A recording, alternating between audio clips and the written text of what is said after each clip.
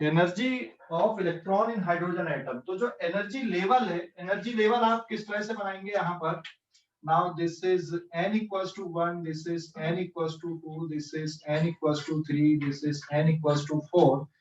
और जैसे जैसे आप इधर पे हायर एनर्जी लेवल की तरफ जाओगे, this is n equals to infinity, ठीक है।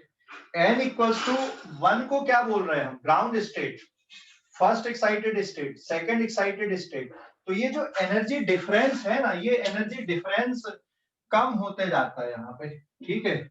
Energy difference is reducing, energy difference आपका कम होता जाएगा, ठीक है। ये एनर्जी डिफरेंस कम होता जाएगा बेटा। यहाँ पे ग्राउंड स्टेट की energy E1 is equal to -13.6 electron volt. फिर फर्स्ट एक्साइटेड स्टेट की एनर्जी देखो, ये कैलकुलेट किए -3.4 इलेक्ट्रॉन वोल्ट। तो सेकेंड ऑर्बिट में, सेकेंड ऑर्बिट मतलब फर्स्ट एक्साइटेड स्टेट बोलेंगे, एनर्जी कम हो गई, बढ़ गई, और यहाँ पे -13.6 है या -3.4। And E3 is equal to -1.51 electron volt. And E infinity में एनर्जी कितनी हो गई, 0। तो जैसे जैसे आप हायर एनर्जी लेवल पे बढ़ते जा रहे हो, आप एनर्जी का डिफरेंस कम होते जाता है। E4 अगर आप कैलकुलेट करोगे तो इट इज -0.85 इलेक्ट्रॉन वोल्ट आएगा, -0.85 इलेक्ट्रॉन वोल्ट। तो अभी देखो यहाँ तक एनर्जी डिफरेंस 10.2 कुछ आएगा, यहाँ पे कुछ और रहेगा, यहाँ पे और कम हो जाएगा। तो जैसे जैसे आप हायर ऑर्बिट में जाते जाओगे, तो जो एनर्जी डिफरेंस है वो कम होता जाएगा। तो n equals to 1, n equals to 1 को आप ग्राउंड स्टेट बोलते हो, n इक्वल्स टू 2 को first excited state, and so on. So this is the total energy of hydrogen like atom. और अगर आप हाइड्रोजन एटम ले लोगे यहाँ पे, तो Z की वैल्यू 1 लिख दोगे। तो ये जो एनर्जीज हैं, ये हाइड्रोजन एटम के लिए, हाइड्रोजन एटम के इलेक्ट्रॉन के लिए। अरे भाई समझ गए कि नहीं, हाइड्रोजन एटम के इलेक्ट्रॉन के लिए एनर्जी है, समझ गए? Hello, yes sir. स्क्रीनशॉट लो अब इस पेज का, इस पेज का स्क्रीनशॉट ले लो। ले लिया सर। ले लिए? नेक्स्ट आते हैं अपन अभी पेज नंबर 2 पे।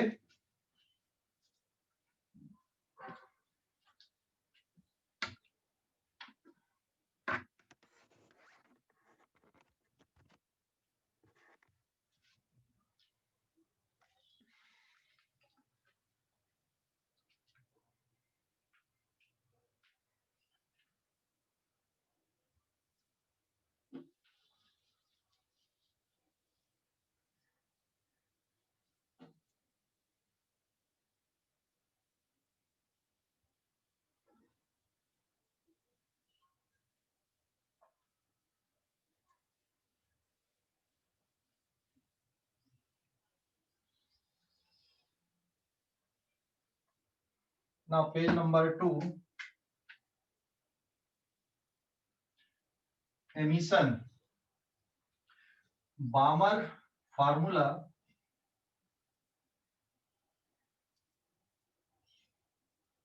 बामर फार्मूला या फिर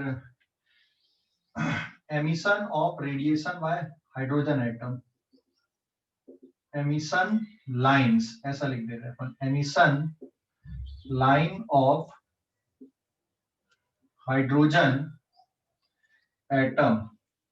हाइड्रोजन एटम में जो एमिशन लाइंस है वो किस तरह से आती हैं, ध्यान देना। हाँ, ये यहाँ पे मैं डिफरेंट एनर्जी लेवल लिख रहा हूं इस पे।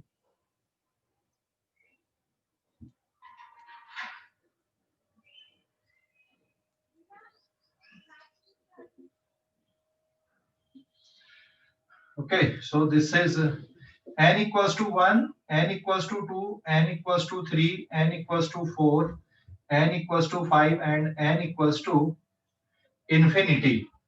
तो एमिशन लाइन याद है ना, हाइड्रोजन एटम के लिए एमिशन लाइन। तो आप जैसे जैसे हायर ऑर्बिट पे जाओगे एनर्जी बढ़ते जाएगी। ये कौन सी लाइन है, लाइमन सीरीज कहलाती है ना, ये लाइमन सीरीज है, ठीक है। दिस इज LS, LS मतलब लाइमन सीरीज। लाइमन सीरीज कहाँ पे मिलती है, मतलब अगर इलेक्ट्रॉन किसी कारण से कहाँ पे चला गया आपका, इलेक्ट्रॉन अगर किसी कारण से फर्स्ट एक्साइटेड स्टेट पे है, ठीक है, इलेक्ट्रॉन मान लो फर्स्ट एक्साइटेड स्टेट पे, दिस इज Ze और Z की वैल्यू 1 है फॉर हाइड्रोजन एटम, और ये डिफरेंट डिफरेंट हम ऑर्बिट ले रहे हैं यहाँ पे इलेक्ट्रॉन के, ये डिफरेंट डिफरेंट ऑर्बिट है। So this is n equals to 1, this is n equals to 2, this is n equals to 3। Higher orbit में इलेक्ट्रॉन बहुत ज्यादा देर तक नहीं रहता, तो ये अगर मान लो यहाँ पे है तो यहाँ से यहाँ तक ट्रांजिशन करेगा, अगर यहाँ पहुंच गया तो यहाँ से यहाँ तक ट्रांजिशन करेगा। तो इस केस में इस पे इलेक्ट्रोमैग्नेटिक रेडिएशन निकलेंगी, और ये जो सीरीज होती है इसको क्या बोलते हैं आप, लाइमन सीरीज बोलते हैं। मतलब जब इलेक्ट्रॉन किसी कारण से हायर एनर्जी स्टेट पे चला गया तो फिर वो ज्यादा देर तक वहां पे रुकता नहीं है, 10⁻⁻⁸ सेकंड तक वहां पे रुकता है, एंड फाइनली वो कहां पे आ जाता है, ग्राउंड स्टेट पे आता है, ठीक है ना। तो जब ये ग्राउंड स्टेट पे आएगा, तो अगर फर्स्ट एक्साइटेड स्टेट से ग्राउंड स्टेट पे आया, या फिर सेकंड एक्साइटेड स्टेट से ग्राउंड स्टेट में आया, या थर्ड से या आयोनाइजेशन स्टेट से ग्राउंड स्टेट में आया, तो जो इलेक्ट्रोमैग्नेटिक रेडिएशंस निकलेंगे उसको आप लाइमन सीरीज बोलते हो, ठीक है, ये लाइमन सीरीज है। तो ये काउंटिंग कैसे होती है, अल्फा लाइन है, ये बीटा लाइन है, ये गामा लाइन है, ये डेल्टा लाइन है, मतलब डेल्टा इसके जस्ट ऊपर वाली आएगी, ये तो होगी नहीं, बहुत सारी लाइन मिलेंगी यहाँ पे, ठीक है। तो अल्फा बीटा गामा, तो जैसे आप इसको बोलोगे एल अल्फा, लाइमन सीरीज की अल्फा लाइन, ये एल बीटा, ये L gamma, and so on, ऐसा चलेगा। फिर ऐसा भी हो सकता है कि जो इलेक्ट्रॉन है उसका ट्रांजिशन यहां से यहां पर के लिए हो, तो ये भी एक ट्रांजिशन है यहाँ पे, ये कहां पर होता है, बामर सीरीज, इसको बोलते हैं बामर सीरीज। इसमें भी alpha beta gamma and so on ऐसा चलेगा, लाइमन बामर, उसके बाद फिर ये कौन सी सीरीज कहलाती है, दिस इज पाश्चन सीरीज, हाँ दिस इज पाश्चन सीरीज, है ना। फिर यहाँ पे ये कौन सी सीरीज कहलाती है, ब्रैकेट, ब्रैकेट। और उसके बाद फिर ये कौन सी सीरीज होती है इधर पे, फुर्न सीरीज, ठीक है। अगर हम इनकी बात करें तो जो लाइमन सीरीज है ये कहां पर रहती है, इसकी जो रेडिएशन होती है ये अल्ट्रा वायलेट रीजन पे रहती है, अल्ट्रा वायलेट, ये कहां पे होती है, विजिबल रीजन पे, ये कहां पे होती है, इंफ्रारेड पे, ये भी कहां पे होती है, फार इंफ्रारेड पे, और ये फार और इंफ्रारेड, इंफ्रारेड के मतलब बहुत ज्यादा लॉन्गेस्ट वेवलेंथ के लिए जाएगी। तो लाइमन सीरीज होती है अल्ट्रा वायलेट में, ये विजिबल में, ये कहां पे होती है, इंफ्रारेड में, ये far infrared and far far infrared region पे, ठीक है। तो ये एमिशन लाइन है, तो इस तरह के ट्रांजिशन की पॉसिबिलिटी हो सकती है ऐसी, ठीक है, हाइड्रोजन स्पेक्ट्रम में।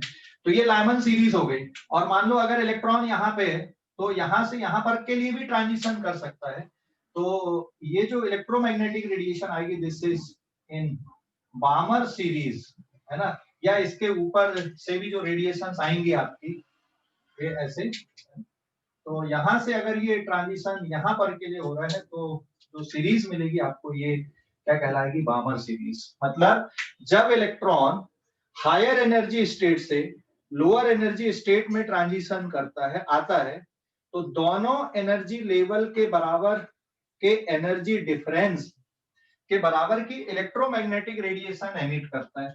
जैसे यहाँ पर इस एनर्जी लेवल की एनर्जी कितनी है, -13.6 इलेक्ट्रॉन वोल्ट, इसकी कितनी है, E2 is equal to -3.4 electron volt, और E3 कितना है, -1.51 इलेक्ट्रॉन वोल्ट, समझ गए ना। तो जैसे मान लो आपको लाइमन सीरीज की एल अल्फा लाइन देखना है कि भाई एल अल्फा लाइन मतलब ये वाली अल्फा लाइन है, L alpha line, so this is the L alpha line. ये कौन सी लाइन है, एल बीटा, ये बामर सीरीज की बी अल्फा, ये बी बीटा, ठीक है। तो काउंटिंग इधर से होगी, ये फर्स्ट लाइन है, ये सेकंड लाइन है, मतलब आप काउंटिंग करोगे तो ये फर्स्ट, ये सेकंड, ये थर्ड, और फिर ऐसी आएगी, क्योंकि इंफिनिटी वाली तो बहुत बड़ी आ जाएगी भाई, हम उसको काउंटिंग भी नहीं कर पाएंगे। तो फर्स्ट लाइन मतलब सबसे नियरेस्ट एनर्जी लेवल में जो ट्रांजिशन होता है। तो हम इसको क्या लिखेंगे यहाँ पे, फॉर एग्जांपल आप इसको ऐसा समझ लो, व्हाट इज द, जैसे क्वेश्चन अपन ने डाल दिए यहाँ पे, what is the wavelength of, what is the wavelength of electromagnetic radiation of L alpha or first line of Lyman series, first line of Lyman series, first line of Lyman series या L alpha line की जो wavelength है वो कितनी होगी। मतलब आपको इसकी वेवलेंथ यहाँ पे बताना है या फिर इस रेडिएशन की वेवलेंथ बताना है। तो यहाँ पर एनर्जी E1 है, ये E2 है, ये E3 है, एंड इसकी एनर्जी कितनी आएगी यहाँ पे, दिस इज E4, ठीक है ना, E1, E2, E3 एंड ये वाली की एनर्जी कितनी यहाँ पे E4 है। तो लाइमन सीरीज के लिए वेवलेंथ ऑफ L1, ठीक है, is equals to, energy difference कितना आएगा, E2 माइनस E1, ठीक है, समझ गए या नहीं, डिवाइडेड बाय HC। कौन सा फार्मूला लगा दोगे आप यहाँ पे, जो वेवलेंथ है वो आप इस तरह से काउंट करोगे। अरे भाई SC बाई लैम्डा लिखते हैं ना अपन, सॉरी मैंने कुछ उल्टा लिख दिया यहाँ पे, 1 मिनट। आप फार्मूला कौन सा वाला लिखोगे, फार्मूला लिखोगे EM minus EN is equals to HC upon lambda. तो energy difference is equals to wavelength of radiation या energy of this electromagnetic radiation. तो यहाँ पे क्या जाएगा बेटा, ये lambda of L1 is equals to HC divided by E2 minus E1। और ये जो एनर्जी डिफरेंस यहाँ पे आपको दिख रहा है इन दोनों के बीच का, E2 माइनस E1, ये energy difference 13.6 minus 3.4, it is 10.2 electron volt. तो HC की वैल्यू 12400 इलेक्ट्रॉन वोल्ट एंगस्ट्रॉन अपन ने पढ़ा था, और E2 minus E1 is 10.2 electron volt. तो इलेक्ट्रॉन वोल्ट से इलेक्ट्रॉन वोल्ट कैंसिल हो गया, आप इसको सॉल्व कर लो तो एंगस्ट्रॉन में आपका आंसर निकल जाएगा।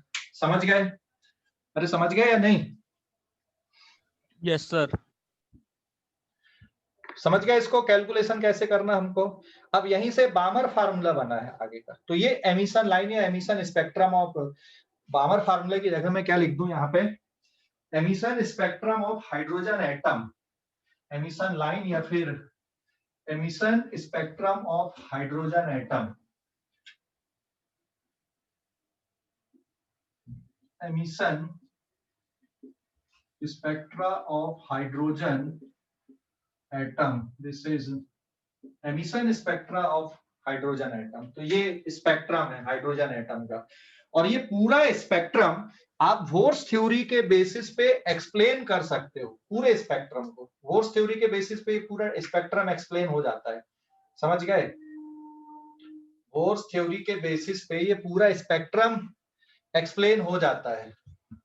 तो इस पेज का स्क्रीनशॉट ले लो यहाँ पे, क्योंकि ये जो फार्मूला आया -13.6 या 10.2 या 3.4 जो वैल्यू आ रही है, ये कहां से निकाले अपन ने, वोर्स थ्योरी का यूज करके निकाले, और फिर हर एक सीरीज की जो वेवलेंथ आ रही है उनकी वैल्यू को कैलकुलेट करके देखे इस फार्मूले से, EM minus EN equals to HC by lambda, ये वोर्स थ्योरी से आपने निकाला है। और जब कैलकुलेट किए तो इनकी जो वैल्यू आती है वो एक्सपेरिमेंटल वैल्यू से मैच करी, और एक्सपेरिमेंटल वैल्यू से मैच करी, इसका मतलब ये जस्टिफाई हो गया कि वोर्स थ्योरी ने हाइड्रोजन स्पेक्ट्रम को भी एक्सप्लेन कर दिया। ठीक है, समझ गए कि नहीं? हेलो, अरे समझ गए, हेलो समझ गए या नहीं? स्पेक्ट्रोमीटर से वेवलेंथ मेजर कर लिए, डायरेक्ट मेथड, स्पेक्ट्रोमीटर से वेवलेंथ मेजर किए, और फिर जो इसका फार्मूला था वोर्स थ्योरी से, जो एनर्जी के फार्मूले थे उनसे आपने इलेक्ट्रोमैग्नेटिक रेडिएशंस को कैलकुलेट किए, तो ये बिल्कुल मैच कर रहे थे, calculated value and experimental value. Experimental value मतलब जो डायरेक्ट रीडिंग की गई कि हाँ, इस जैसे L1 की जो वेवलेंथ है 12400 डिवाइडेड बाय 10.2 इलेक्ट्रॉन वोल्ट, ये एक्चुअल में जितनी आई और यहाँ फार्मूले से जितनी आपने कैलकुलेट किए, तो ये दोनों मैच कर रही थी। मतलब जो वोर्स एटॉमिक थ्योरी है ये सक्सेसफुली हाइड्रोजन स्पेक्ट्रम को एक्सप्लेन कर रही है। मतलब यहां से इस बात का जस्टिफिकेशन हो गया कि जो बोर्स एटॉमिक थ्योरी है वो वैलिड है हाइड्रोजन एटम के लिए, तो ठीक है, शूट कर गई। लेकिन आगे के जो एटम्स थे उनके लिए ये बराबर नहीं आ रही थी, इसलिए इसका ये एक ड्रॉबैक भी है हाइड्रोजन इसका बोर्स एटॉमिक थ्योरी का या बोर्स एटॉमिक मॉडल का ड्रॉबैक क्या है, ये सिर्फ हाइड्रोजन या हाइड्रोजेनिक एटम के लिए वैलिड है, बाकी के लिए वैलिड नहीं है। समझ गए? अरे समझ गए कि नहीं? Yes sir. स्क्रीनशॉट लो अभी इस पेज का, स्क्रीनशॉट ले लो इस पेज का। ले लिए?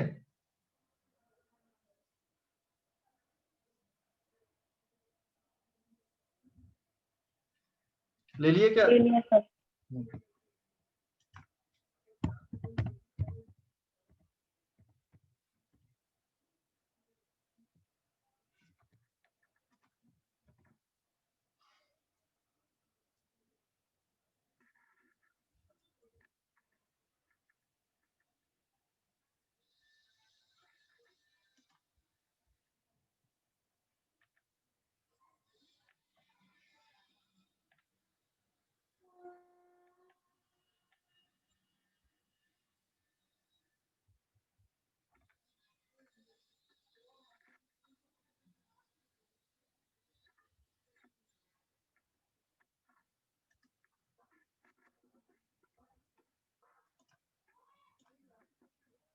देखो ये हाइड्रोजन स्पेक्ट्रम एक्चुअल में इस तरह का दिखता है, ये दिख रहा है?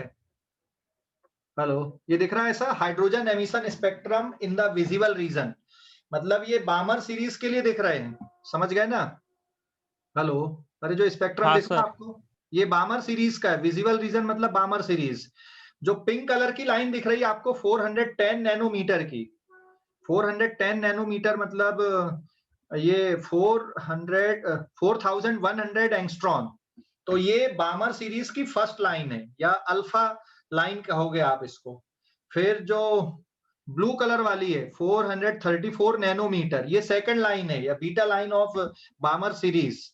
तो ये एमिशन स्पेक्ट्रम है, किसका एमिशन स्पेक्ट्रम है? ये emission spectrum of hydrogen atom. और ये कैसा स्पेक्ट्रम है? लाइन स्पेक्ट्रम है।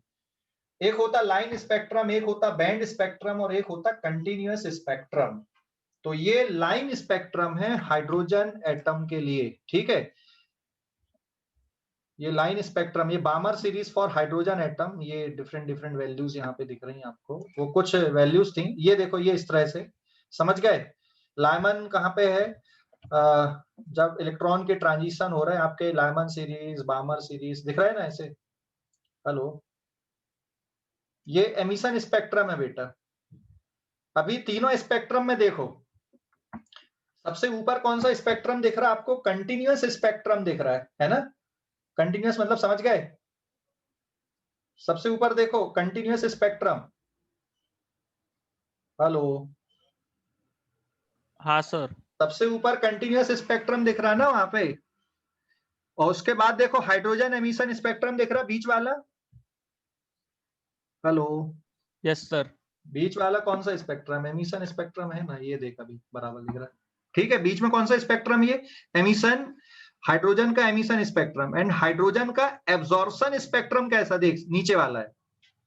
तो एमिशन और एब्जॉर्प्शन स्पेक्ट्रम में क्या फर्क है? और जो वैल्यूज है देख, हाइड्रोजन का जो एमिशन स्पेक्ट्रम है वो 4000 के थोड़ा सा आगे है, जो सबसे पहली लाइन दिख रही ब्लू वाली, फिर उसके बाद नेक्स्ट ब्लू, और फिर सियान कलर वाली जो दिख रही ना, पर्पल टाइप बोलेंगे, क्या बोलेंगे उसको, पर्पल है कि क्या है?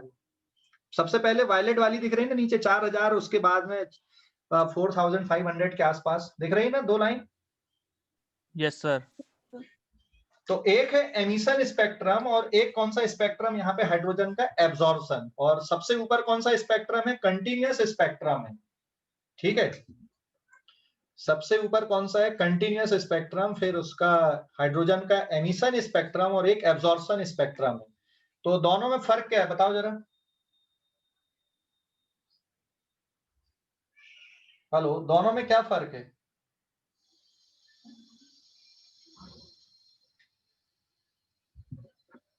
दोनों में फर्क क्या है?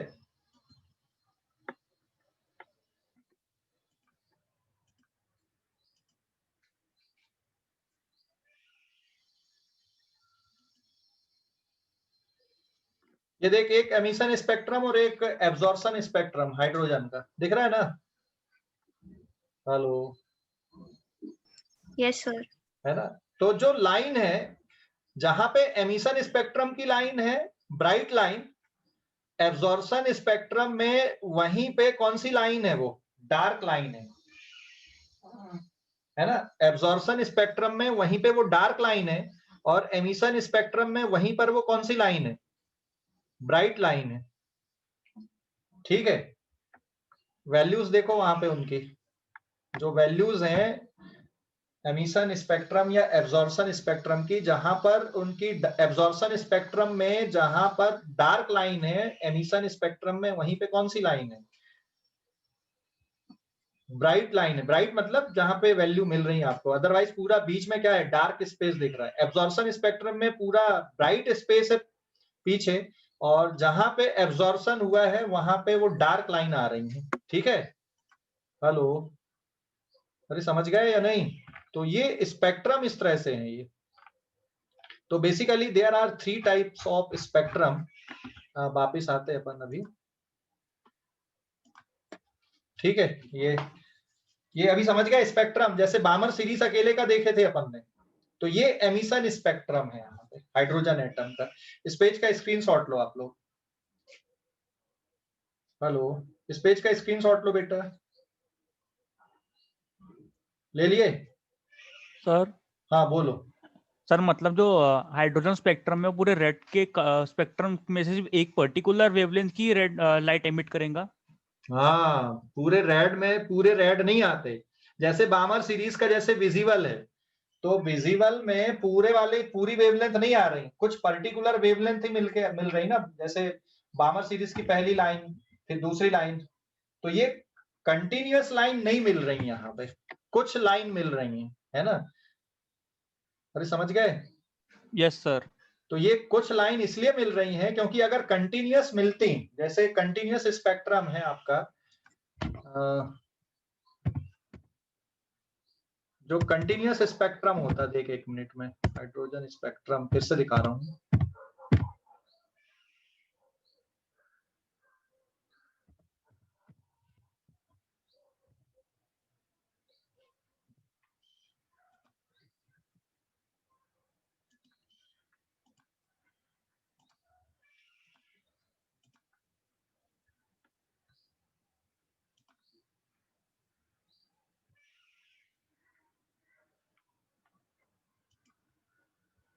ये जैसे देख, अभी ये दिख रहा है ना यहाँ पे? हेलो, यस सर दिख रहा है। देख कंटिन्यूअस स्पेक्ट्रम में पूरी लाइन आ रही, पूरी वेवलेंथ है। जैसे रेड कलर कहां से चालू हो रहा है? 6000 नैनोमीटर के ऊपर रेड कलर चालू हो गया, मतलब जिसको, और 7500 के बाद फिर आप इंफ्रा रेड बोल देते हो। 400 नैनोमीटर से नीचे या थोड़ा और 38 के नीचे आप देख भी नहीं पाओगे। ये तो विजिबल स्पेक्ट्रम आपको दिख रहा है, जो कंटिन्यूअस स्पेक्ट्रम है। समझ गए? Yes sir.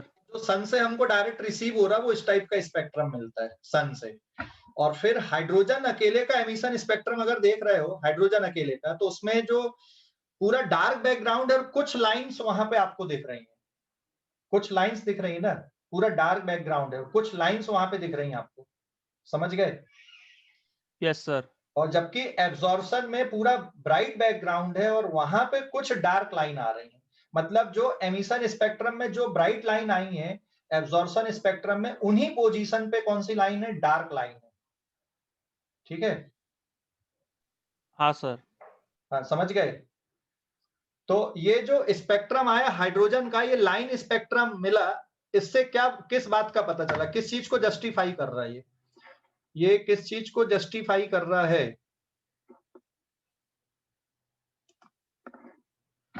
ये देखो यहाँ पे, ये किस चीज को जस्टिफाई कर रहा है?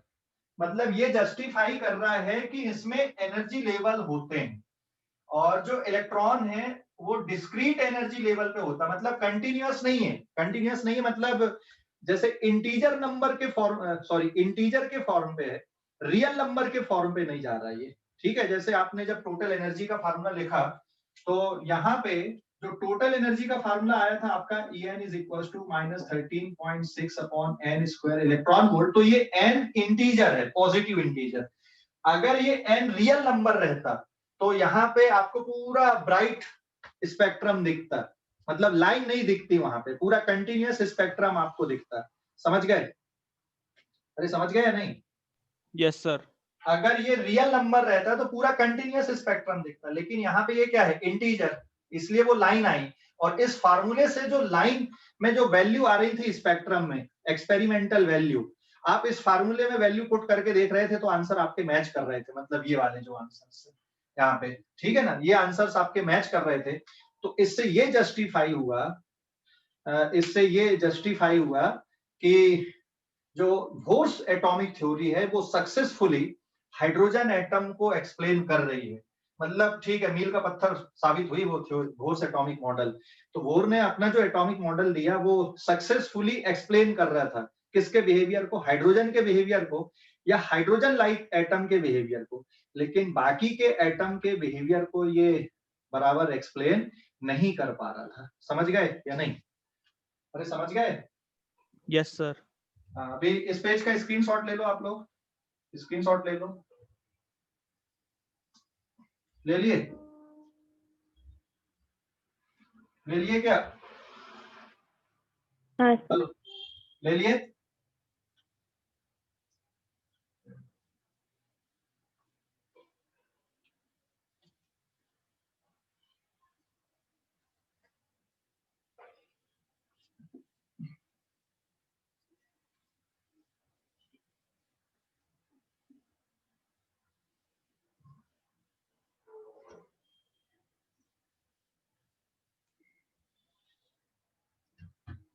Now this is page number 3। ध्यान देना, अभी स्पेक्ट्रम कैसे मिले, emission and absorption spectrum of hydrogen atom. यहाँ पे अपन देख रहे हैं सबसे पहले एक कंटिन्यूअस स्पेक्ट्रम, और उसके बाद फिर हम देखेंगे एमिशन एंड एब्जॉर्प्शन स्पेक्ट्रम।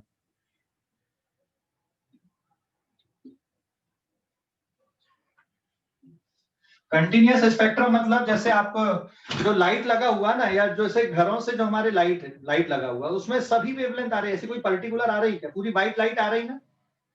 तो ये जो व्हाइट लाइट होती है, ये इसका सोर्स कोई भी हो, दिस इज व्हाइट लाइट, और इस व्हाइट लाइट का सोर्स कुछ भी हो यहाँ पे, ठीक है, ये व्हाइट लाइट है। व्हाइट लाइट में मतलब अगर हम विजिबल रीजन की बात करें तो जो वेवलेंथ है, this is 800 nanometer and greater than 400 nanometer, ठीक है। विजिबल स्पेक्ट्रम अगर हम व्हाइट लाइट की बात कर रहे हैं, यहाँ पे व्हाइट लाइट, इस पे 400 nanometer is less than, wavelength is less than 800 nanometer, ये व्हाइट लाइट हो गई आपकी, ठीक है। तो इसका सोर्स कोई भी हो सकता है। व्हाइट लाइट का सोर्स जैसे सन हो गया, या बल्ब हो गए, या फिर ट्यूबलाइट हो गए, है ना, इनके जो सोर्स हैं। और यहाँ पे इसका जो स्पेक्ट्रम होता है, अगर आप इस स्पेक्ट्रम को देखोगे तो ये कैसा दिखेगा, this is continuous spectrum, continuous spectrum, ये कंटिन्यूअस स्पेक्ट्रम आपको मिलेगा इसका। मतलब ये जो बैंड आपको दिखेगा यहाँ पे कंटिन्यूअस स्पेक्ट्रम में, सभी वेवलेंथ दिखेंगी।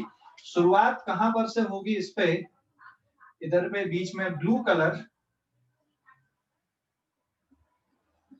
ये पूरा ऐसा पूरा ब्लू कलर है, ठीक है। और इधर पे जैसे जैसे आप आओगे तो इधर पे पूरा रेडिश पार्ट हो जाएगा, ऐसा कंटिन्यूअसली रहेंगे ये ऐसा, ठीक है ना, ये पूरा कंटिन्यूअस रहेंगे ऐसे। तो यहाँ पे ये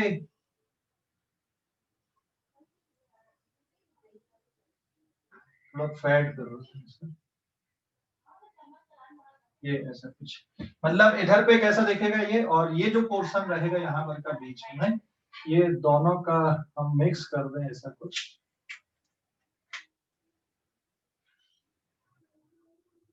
मतलब ये वाला जो पार्ट है इधर पे वायलेट से शुरू होगा और इधर पे कहां तक जाएगा, रेड में। सो बिब ग्योर, आप ऐसा इस पैटर्न में आपको दिखेगा बिब ग्योर, समझ गए कि नहीं? वायलेट, इंडिगो, फिर ब्लू, फिर ग्रीन, फिर येलो, फिर ऑरेंज एंड देन रेड, जो कंटिन्यूअस स्पेक्ट्रम होता आपका। ठीक है, कोई ऐसी लाइन नहीं मिलेगी यहाँ पे, कोई ऐसी बाउंड्री नहीं आएगी, there are no sharp boundaries. ठीक है, पूरा एक कंटिन्यूअस पैटर्न आपको दिखाई देगा यहाँ पे, कंटिन्यूअस स्पेक्ट्रम। कंटिन्यूअस स्पेक्ट्रम मतलब देखो, मैं दोबारा स्क्रीन शेयर पे आपको बता रहा हूँ यहाँ पे।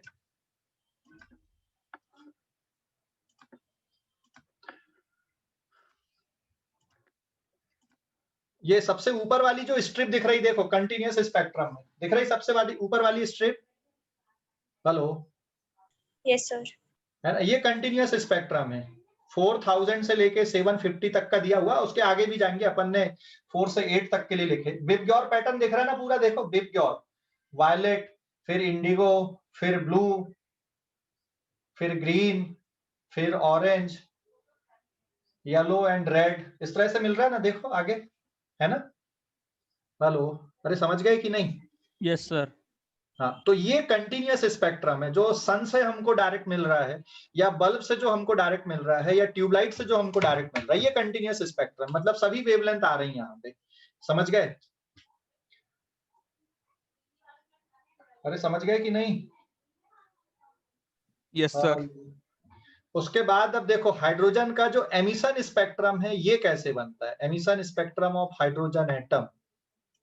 तो जो एमिशन स्पेक्ट्रम आएगा, एमिशन स्पेक्ट्रम कैसे ऑब्टेन करते हैं हम, यहाँ पे आपने हाइड्रोजन गैस रख दिए, now this is hydrogen gas discharge, hydrogen gas discharge आप लिख दो। मतलब यहाँ पे हाइड्रोजन गैस डिस्चार्ज आपने लिया, डिस्चार्ज मतलब आप इसमें एनर्जाइज करोगे जिससे ये अदर एनर्जी लेवल पे हाइड्रोजन एटम चले जाएं। तो यहाँ पे जो स्पेक्ट्रम आपको मिलेगा, और एक यहां से आप व्हाइट लाइट को किससे पास कराओगे, हाइड्रोजन गैस से। White light is passing through hydrogen gas, यहाँ पे आपने हाइड्रोजन गैस से व्हाइट लाइट पास कराया, और फिर जब आपने इसका स्पेक्ट्रम देखा, तो यहाँ पे क्या है, पूरा डार्क बैकग्राउंड है, this is complete dark background, ये पूरा डार्क बैकग्राउंड है। तो नाउ डार्क बैकग्राउंड, और ये वाला पूरा बैकग्राउंड कैसा, this is bright background, bright background. तो यहाँ पे हाइड्रोजन गैस डिस्चार्ज का जब स्पेक्ट्रम आपने ऑब्जर्व किया, तो उसमें कुछ पर्टिकुलर लाइन ही आपको नजर आई ऐसी, ठीक है, कुछ पर्टिकुलर लाइन ही आपको नजर आई, जैसे कुछ रेड कलर की मैंने लाइन यहाँ पे लिखा है, ठीक है। तो इधर पे कौन सी लायमन सीरीज, फिर इधर पे कौन सी वाली मिली आपको, फुंड सीरीज एक्सेट्रा। तो यहाँ पे आपको ये डार्क बैकग्राउंड पे कुछ लाइंस यहाँ पे आपको नजर आई, ठीक है, ये पूरा डार्क बैकग्राउंड है सर, ठीक है, ये पूरा डार्क बैकग्राउंड है, और उस डार्क बैकग्राउंड पे कुछ इस तरह की लाइन आपको नजर आई। और जो एमिशन स्पेक्ट्रम होता है, ये कौन सा स्पेक्ट्रम यहाँ पे, दिस इज कंटिन्यूअस स्पेक्ट्रम, ये कौन सा स्पेक्ट्रम है, emission spectrum of hydrogen atom. और ये वाला जो spectrum, this is absorption spectrum, absorption spectrum. तो व्हाइट लाइट को आपने हाइड्रोजन गैस से पास कराया, तो ये पूरा कैसा बैकग्राउंड रहेगा यहाँ पे, this is bright background, bright background. और ब्राइट बैकग्राउंड मतलब ये वाला बैकग्राउंड आपका पूरा, जो व्हाइट ब्राइट बैकग्राउंड है यहाँ पे, ये पूरा इस तरह से पूरा ब्राइट बैकग्राउंड है। और इधर पे आप जैसे जैसे जाओगे, तो इधर पे पूरा आपका रेडिश वाला पोर्शन आपको दिखेगा, और बीच में इसके मिक्स कलर आएंगे आपके ऐसे, ठीक है, ये इस तरह से। तो ये पूरा आपका ब्राइट बैकग्राउंड है, और उस ब्राइट बैकग्राउंड में जहां पे ये पहली लाइन मिली थी, उसी जगह पे एक डार्क लाइन मिलेगी ऐसी, फिर जहां पे ये दूसरी लाइन है उसी जगह पे कौन सी लाइन मिलेगी, उतनी वेवलेंथ पे डार्क लाइन मिलेगी, फिर उसी जगह पे ये डार्क लाइन मिलेगी, फिर इसी के नीचे यहाँ पे ये डार्क लाइन आएगी, फिर इसके नीचे यहाँ पे ये क्या आएगी, डार्क लाइन आएगी ऐसी। तो ये कौन सा स्पेक्ट्रम है, दिस इज एब्जॉर्प्शन स्पेक्ट्रम, और ये कौन सा स्पेक्ट्रम है, एमिशन स्पेक्ट्रम। तो एमिशन स्पेक्ट्रम में बेटा पूरा डार्क बैकग्राउंड है, ये पीछे पूरा डार्क है, समझ गए ना, और उसमें ब्राइट लाइन आपको मिल रही थी, यहाँ पे पूरे ब्राइट बैकग्राउंड में डार्क लाइन आ रही, और उन्हीं पोजीशंस पे आ रही जहां पे ये ब्राइट लाइंस आई थी, समझ गए, उन्हीं वेवलेंथ पे, ठीक है। तो emission spectrum and absorption spectrum कैसे मिला, ये फिर से देखो, अभी दोनों स्पेक्ट्रम को एक बार और देखो, आप देखे स्पेक्ट्रम, कंटिन्यूअस स्पेक्ट्रम देखा आपको, हेलो, सबसे ऊपर, फिर एमिशन स्पेक्ट्रम देखो उसके नीचे,